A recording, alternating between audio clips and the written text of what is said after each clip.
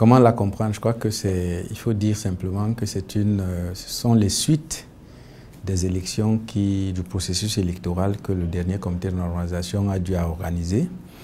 Il y a eu des contestations. N'oubliez pas que les Abdourahmane Amadou n'étaient pas les seuls. Il y a eu plusieurs autres associations qui s'étaient plaintes, parmi lesquelles le SYNAFOC, mais le SYNAFOC a retiré sa plainte. Donc ça rentre vraiment en droite ligne de ce processus où il y a un certain nombre de choses qui sont contestées par ce groupe qui estime que le processus n'a pas été organisé dans le respect de la loi. D'abord à partir de l'adoption des statuts. Ils estiment que les statuts n'ont pas été adoptés dans des conditions qui sont prévues par les textes de la Fédération. Ils estiment qu'à l'intérieur des statuts, il y a des dispositions qui violeraient, je préfère parler aux conditions conditionnelles, la loi. Ils estiment qu'il y a certains délégués qui auraient dû être convoqués, qui n'ont pas été convoqués. Il y a tout un chapelet de griefs qu'ils évoquent. Et donc, c'est pour ça qu'ils ont saisi la Chambre de conciliation et d'arbitrage du Comité national olympique et sportif du Cameroun.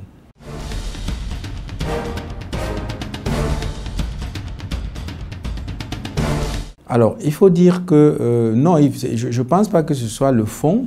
De ce que je sais, je ne suis pas constitué dans cette affaire, mais de ce que je sais, et que tout le monde sait d'ailleurs, c'est qu'il y a eu des débats qui ont commencé, au cours desquels les partis ont échangé leurs arguments. Les demandeurs, que sont les clubs, ont exposé l'ensemble des griefs. Le défendeur s'en est défendu en apportant un certain nombre de fins de non-recevoir liées à la qualité de ceux qui saisissaient la Chambre, à la capacité de ces personnes-là, mais également à des principes de droit que sont par exemple l'immutabilité du procès. Parce qu'il faut savoir qu'à la Chambre de conciliation et d'arbitrage aujourd'hui, avec la loi de 2018, la phase préalable est la phase de conciliation.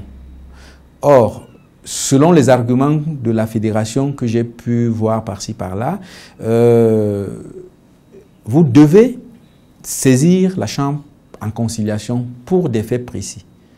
Et lorsque la conciliation n'a pas abouti, vous devez saisir maintenant en arbitrage pour les mêmes faits.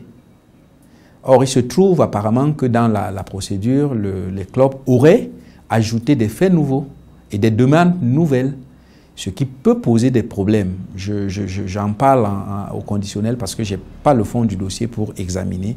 Donc, tous ces débats ont eu lieu. Donc, des débats d'abord de la recevabilité, du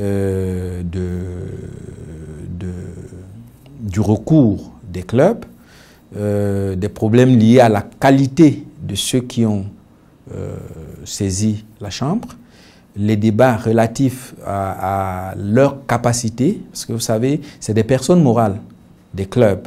Et pour qu'une personne morale saisisse la justice, elle doit avoir la capacité juridique qui est donnée au Cameroun par le récépissé de déclaration d'association. Il faut l'avoir. Maintenant, il y a d'autres choses, parce que cette seule capacité ne suffit pas. Il faut que vous ayez l'agrément du ministère qui vous permet d'exercer en tant qu'association sportive. Et donc, là, c'est le ministère de l'Éducation, des Sports et de l'Éducation physique.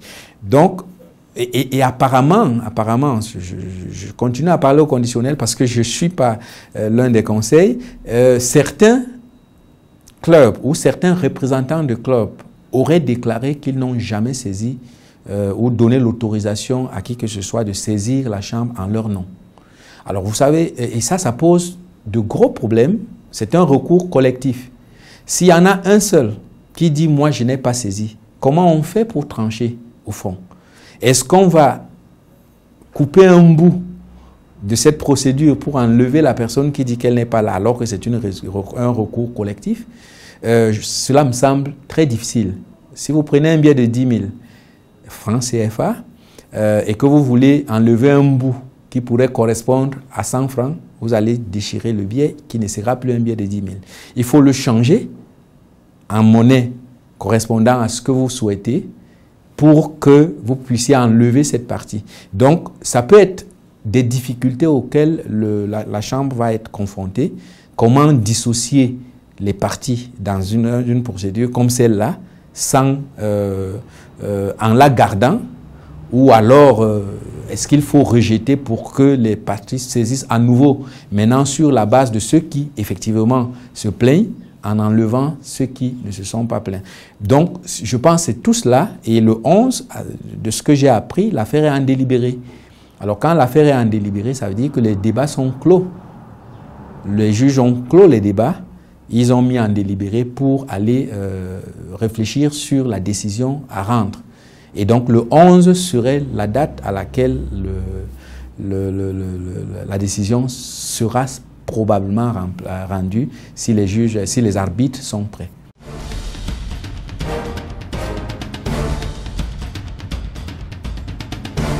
Alors, il faut savoir que c'est possible.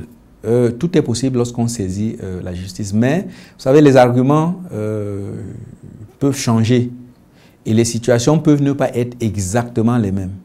Vous savez bien qu'il y a une possibilité pour la Chambre, même si elle reconnaît qu'il y a eu des manquements, de demander à la Fédération de régler ou de corriger ces manquements plutôt que d'annuler totalement tout le processus. Donc, tout cela fait qu'on peut valablement dire que les mêmes causes pourraient ne pas produire les mêmes effets. Encore que, est-ce que les causes sont effectivement les mêmes que dans les deux précédentes élections?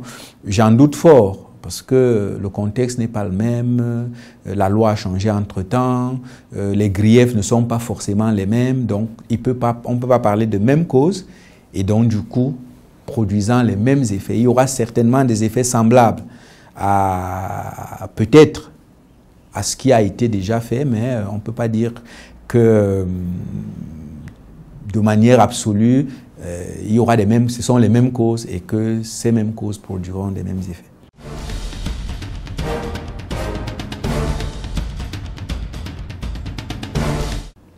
Alors, vous savez, tous les processus électoraux, qu'ils soient dans le domaine sportif ou dans le domaine politique, dans nos pays d'Afrique, sont généralement prennent toujours fin avec des contestations. Alors, cela s'explique par le fait que très souvent, l'organe qui est chargé d'organiser le processus, tout part de là. Parce que les textes peuvent être très bons, mais l'organe, si cet organe n'a pas réussi à se présenter avec toute la crédibilité qui sied à un organe comme celui-là, c'est-à-dire qui dépend de l'impartialité affichée, de l'objectivité affichée et surtout de la compétence de cet organe-là, il y a toujours des germes d'une contestation. Ça, c'est d'une part. Mais il faut savoir également que il y a un code de bonne conduite qui doit entourer ce type d'organisation et qui devrait, à mon avis, être signé par toutes les parties. Parce que vous savez, la bonne foi est la base de tout cela. Il n'est pas compréhensible que moi, si je ne suis pas sûr d'un processus électoral, je n'y vais pas. Si j'y vais et que, sachant bien que les dés seraient pipés d'avance, soit je cherche autre chose, soit je ne sais pas ce que je fais. Or, lorsque je conteste plus tard, ça veut dire que c'est effectivement ce que je cherchais, c'est-à-dire participer pour pouvoir avoir des moyens de contester. Donc la bonne foi des acteurs, elle est quelque chose de fondamental. Mais au-delà de cela, c'est-à-dire du processus proprement dit, je pense qu'il y a un processus de pacification du mouvement sportif camerounais dont on a besoin aujourd'hui. Vous savez, il y a eu beaucoup, ceux qui connaissent l'histoire de cette crise à la fédération savent que c'est parti de la mise à l'écart de quelques acteurs, parmi lesquels les footballeurs. C'est parti de là. Et ces frustrations ont fait en sorte que tout le monde, lorsque les footballeurs qui sont un maillon fort quand même de ce milieu se sont levés, ça a donné la possibilité aux autres de se lever et nous en sommes là où nous sommes aujourd'hui. Donc, les nouvelles autorités de la fédération devraient mettre un point d'honneur à la pacification de tous les acteurs, de tout le milieu, et surtout à organiser des discussions avec des acteurs, des discussions directes ou indirectes, mais organiser des discussions pour que tout le monde à la fin